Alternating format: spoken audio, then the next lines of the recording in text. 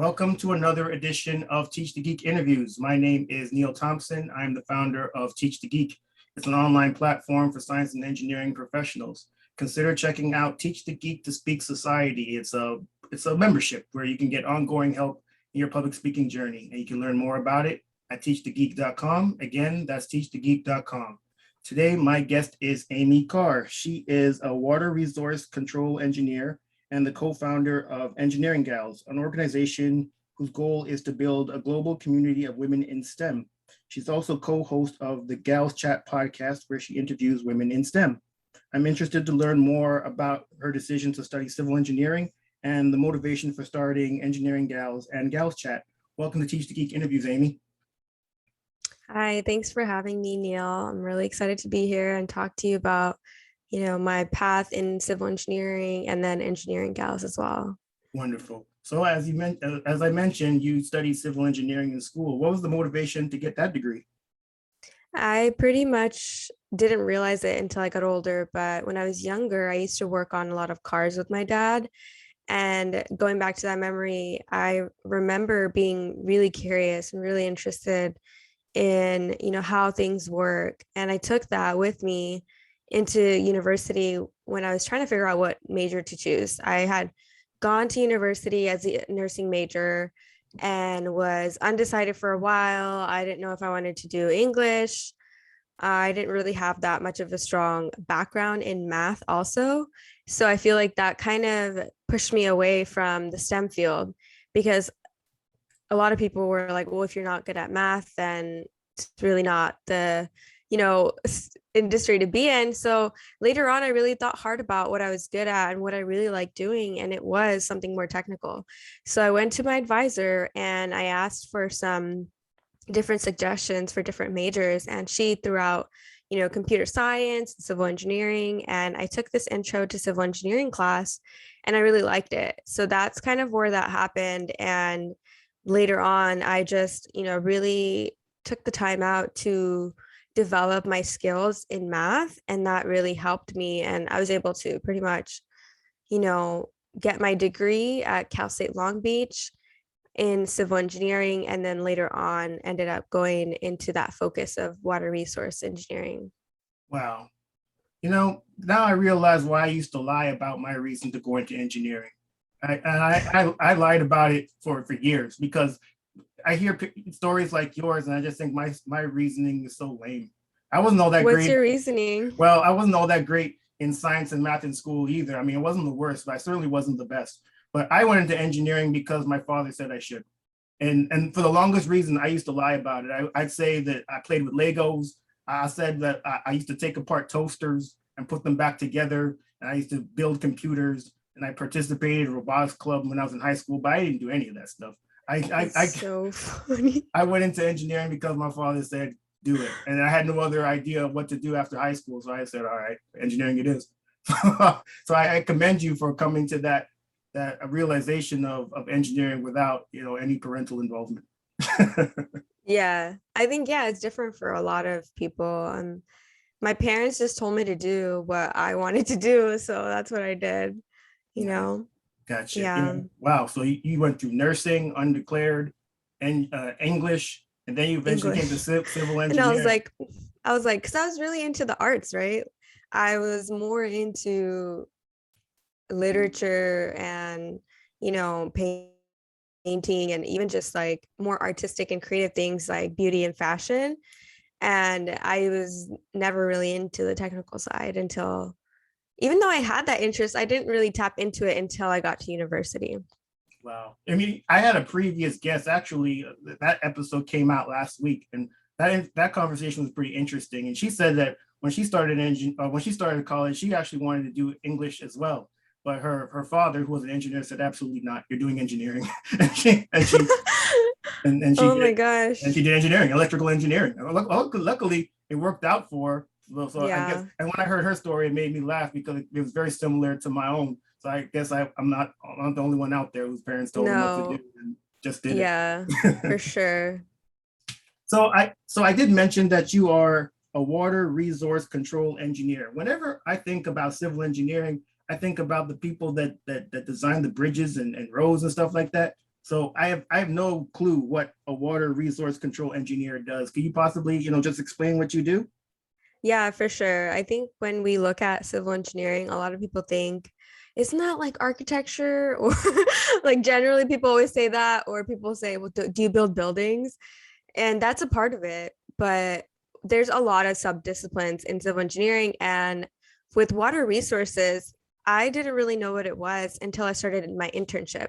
So as soon as I declared my major in engineering, I talked to my advisor and I was like, hey, I really want to do an internship. Do you know of any positions out there? And luckily, he had also gotten an email for a position earlier, like that month or that week. And I went ahead and I applied to it. And that's when I first got my first internship. It was right after I declared engineering as my major. And so I got into that internship and I finally, was like, okay, this is a crazy world. Like the entire water industry is very niche. And it's crazy because we use our tap water every single day. Like we drink water, we can't survive without it. Yet a lot of people generally don't know what goes on behind, when you do open your tap to drink water.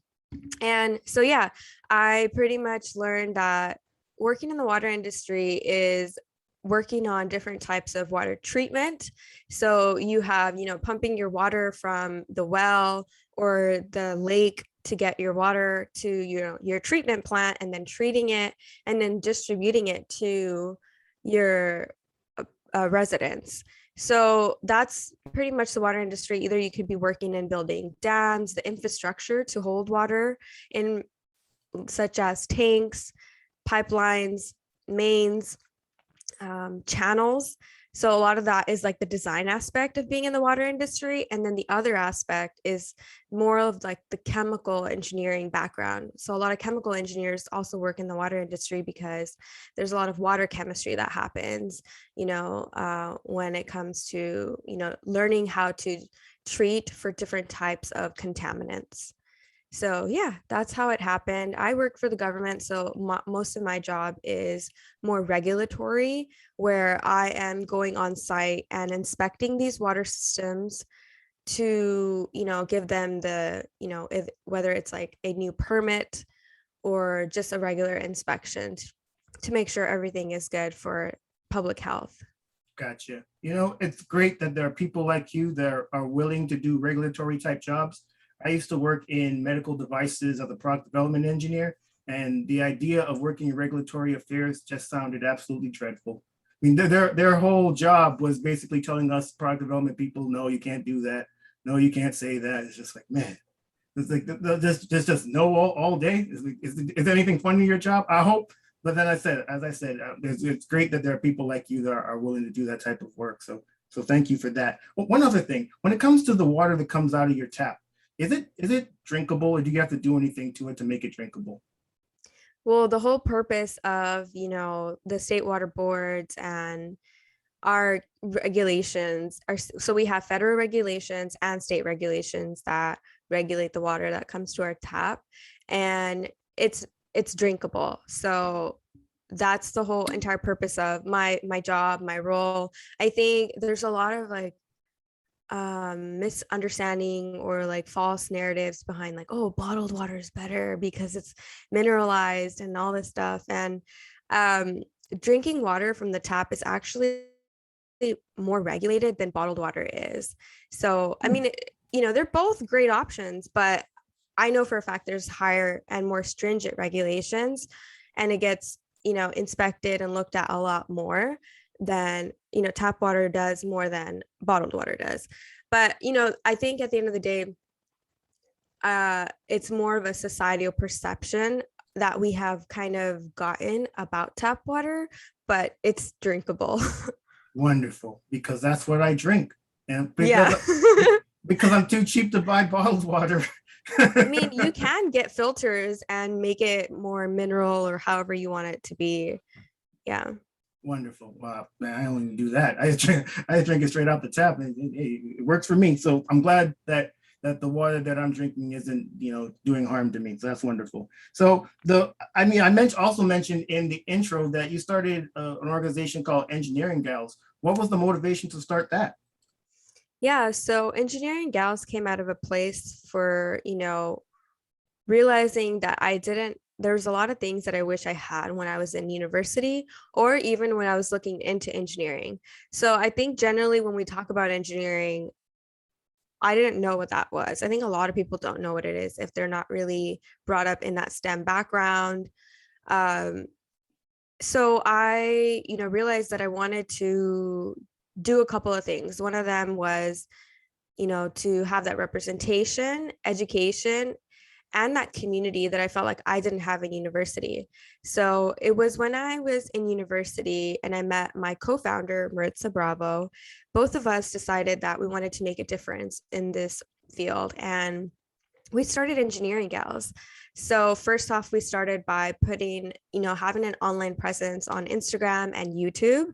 And on YouTube, I would make videos about like what is civil engineering and the different types of conferences that you can go to that year. And then on Instagram we started sharing our journey initially, but then we realized that as civil engineers there's so much out there that we don't know because we're just civil engineers, and there's mechanical engineering and computer science. So we got other engineers to come in and do takeovers and tell us what their day-to-day looks like, so that when somebody does go online they could see what does a mechanical engineer do that works on cars versus like working on the next Apple Watch. You can learn that difference based off of these takeovers. And slowly we started hosting webinars, and we had our podcast. I know that you mentioned that in the beginning.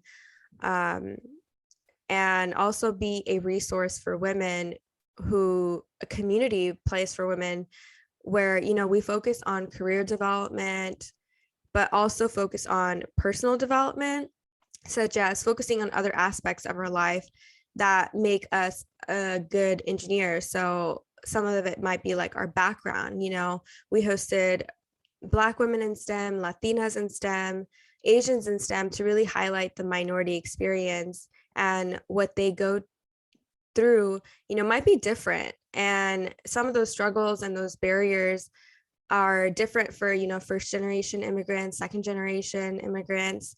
So highlighting that experience is something that, we've always done. And then also pull in, men to be a part of the conversation. We've hosted Men for Women in STEM lives, and being able to, kind of talk about like, why do women face these microaggressions in this industry, and also face sometimes the sexism. I experienced it myself. So that was something that I didn't want to really, it's really something that's difficult to talk about, but the reality of the situation is that it happens to a lot of us in this industry. So we also talk about that, how to deal with sexual harassment in the workplace. And it came and it grew into basically like, how can we support the incoming engineers that are coming into the field and give them the best resources when it comes to salary negotiations and how to get that management position, but also that personal development aspect that often gets overlooked when we're talking about how to be good in your career.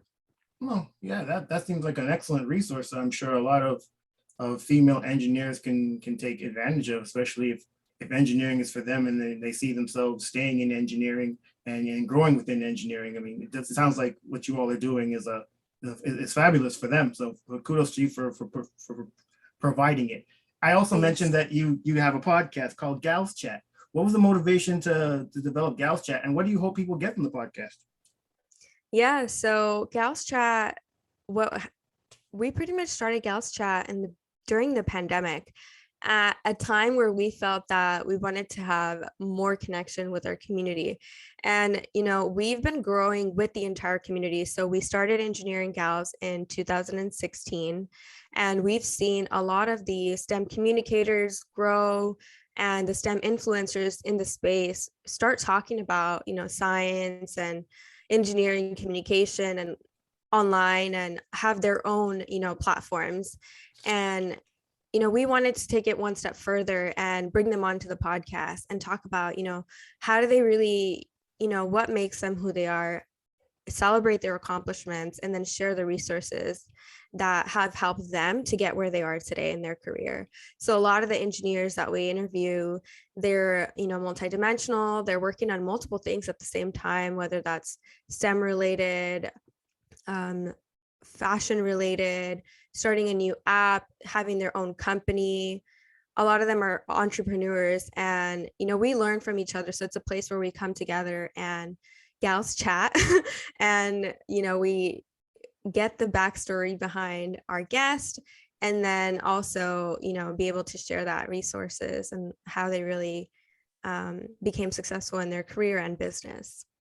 I think it's really cool that the guests that you have these other interests just outside of engineering. It seems like a lot of engineers maybe think that they have to stay on this engineering path, but there's nothing that's stopping them from looking into other things. I certainly can attest to that. Where people have multiple interests and there's no reason to focus on any one. Is you just go down the path of these various interests and see where they take you. So I think it's really cool that you have guests on there that have these different interests and they talk about them in addition to their engineering lives. So again, kudos to you. I've said kudos quite a number of times. I need to find another word. Thanks. Yeah. So, this podcast or YouTube channel, it's all about presenting in front of people. As I told you before, we started recording, I worked as an engineer for a number of years. I had to present in front of senior management on a monthly basis. And those first two presentations were absolutely horrendous. I didn't know it was possible to sweat that profusely from one's body giving a presentation, but I had to get over it because I had to give these presentations every month. So I'm always keen to learn other people's stories about presenting in front of people. So first question, is presenting something you've always been good at? And if not, what did you do to get better at it? Yeah, I was not someone who was naturally good at presenting because I've always been shy growing up. And that was something that I had to work on as I became an adult and professional in my career.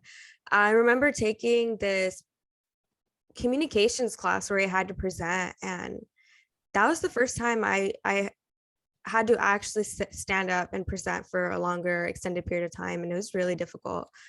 I was nervous, stuttering, and I was just struggling. I didn't understand what to say or do or how to present it in a way where, people enjoyed the presentation. So that was my first experience. And I was like, you know what? I sucked at it, but I actually want to do better.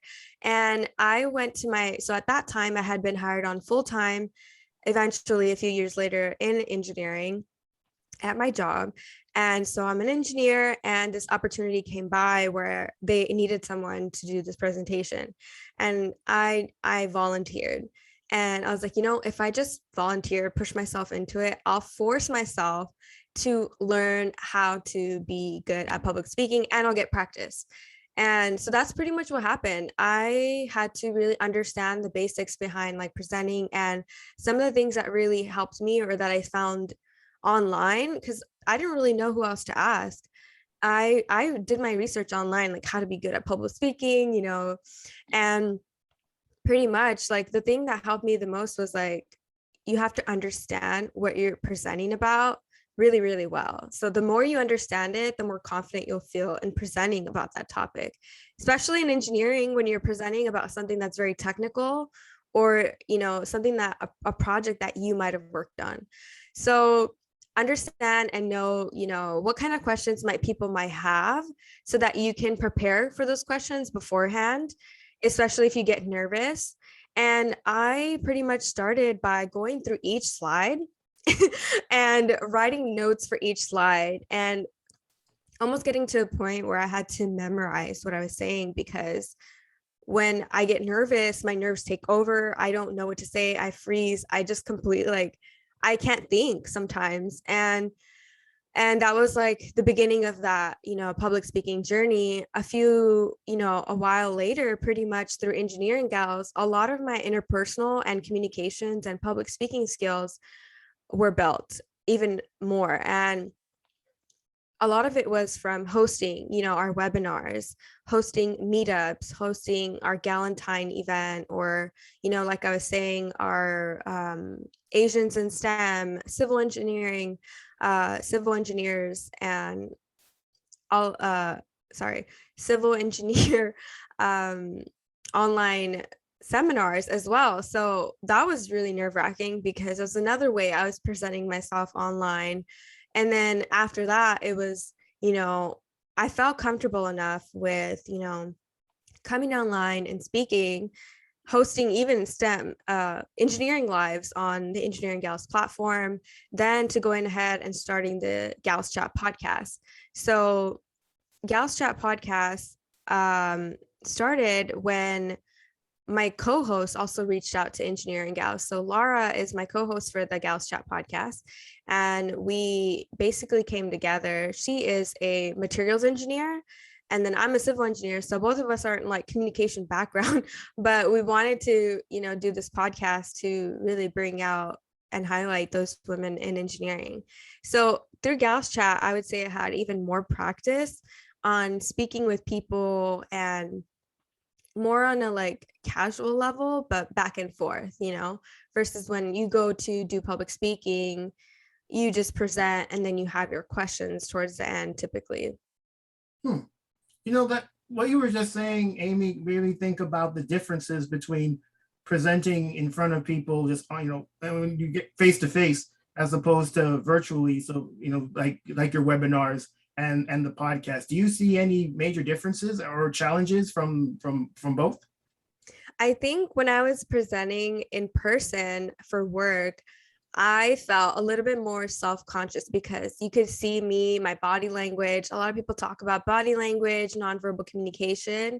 And, I just remember feeling a little nervous, like, oh my gosh, you want to hide behind the podium, but they tell you, don't do that. You're not supposed to do that, versus like when you're online, you could wear something that's comfortable. You can just show up in a place where you feel safe at home, or your office, and you just focus on the material and getting your actual point across, So I did feel a little bit difference because like when you feel nervous online, people don't see you like fidgeting with your fingers or like maybe even shaking a little bit. But when you're nervous in person, like people could see that, So I think there is a little bit of difference. And I think presenting online is a good way to ease into presenting in person. But I definitely think that with public speaking, the more you do it, you get better. And the next time you present, you just get better and better. And I would say, like, if for somebody who is going to present and you're nervous, I would just say rip off the band-aid. It's going to be what it is. Mine was really, really bad. I was pretty much reading from the notes the entire time, but it was the fact that I did it. And the next time I did it, I read less from the notes and so on and so forth, so definitely just go for it. I like your advice of using virtual as a kind of a gateway to getting better at speaking face to face, on site in front of people, because you're absolutely right. You can fashion the environment that you're in virtually as opposed to on site where you don't have as much control over that. And just like you said, you can, be in a space that you prefer, wear the clothes that you like, and focus on the message that you want to deliver, as opposed to a whole lot of the nonverbal communication that is obvious when you present in person. That's not something I ever thought about, but it's actually a really good take. And not only that, now is the best time to do it because everything is virtual. Everything's virtual anyway. And so, so this is an absolutely perfect time to do any of this kind of stuff. When it comes to, I mean, you mentioned getting nervous before giving presentations. How do you address those nerves? How do I address those nerves? I think, when I feel unsure about something, if I feel nervous about a specific question that I might get, I try to really, get that information beforehand. Other than that, I have tried meditating in the past to help calm my nerves. That does help me. So whether that's like a breathing exercise, that really gets me in the present and then back into like my space and my, mental energy focused on what I need to do versus how I'm being perceived. Because I think sometimes that's something like, oh, I don't know what these people are going to think about me. Do I sound crazy? Do I even know what I'm talking about? When you get there, if there's a lot of things that, go on in your head, especially if public speaking isn't natural, it doesn't come natural to you. So, yeah, that's what I do. I like to actually just sit down, drink some water. I have my water with me, and I meditate before I start. Maybe it's like 10 minutes, 5 minutes, however much I can get to just really get in the present moment. Yeah, meditation, that's an excellent piece of advice when it comes to you dealing with those nerves. What I typically do is I try to visualize the presentation and it going well. Because if you Yeah. think that things are not going to go that well, they very well won't. But if you actually look at it, that you visualize how things are going to go, people are listening, you see them, like you close your eyes and you just visualize the way you want things to be.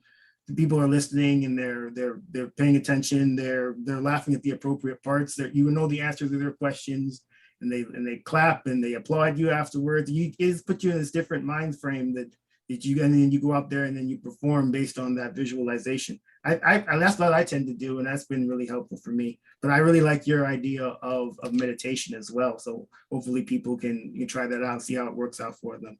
Amy, this has been really great talking to you. Thank you again for being a guest. How can people get in touch with you? Thanks for having me. So, if you want to get in touch with me, you can reach me at my Instagram, TikTok, or Twitter. And it is Amy Deep Kaur. So AmyDeepKaur. That's my username.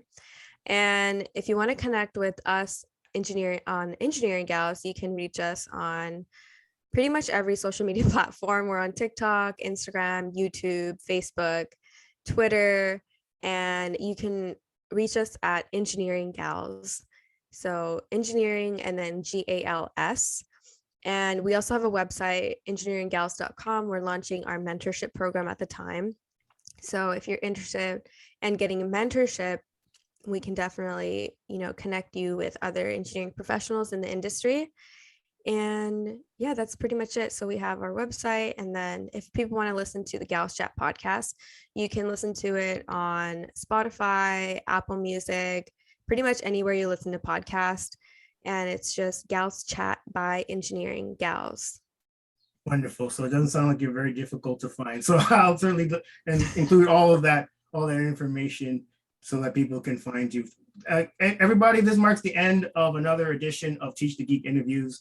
My name is Neil Thompson, founder of Teach the Geek. It's an online platform for science and engineering professionals. Consider checking out the Teach the Geek to Speak Society. It's a monthly membership to help you in your public speaking journey, and you can learn more about it at teachthegeek.com. Again, that's teachthegeek.com. Until next time, take care and stay safe. Thanks, Amy. Thank you.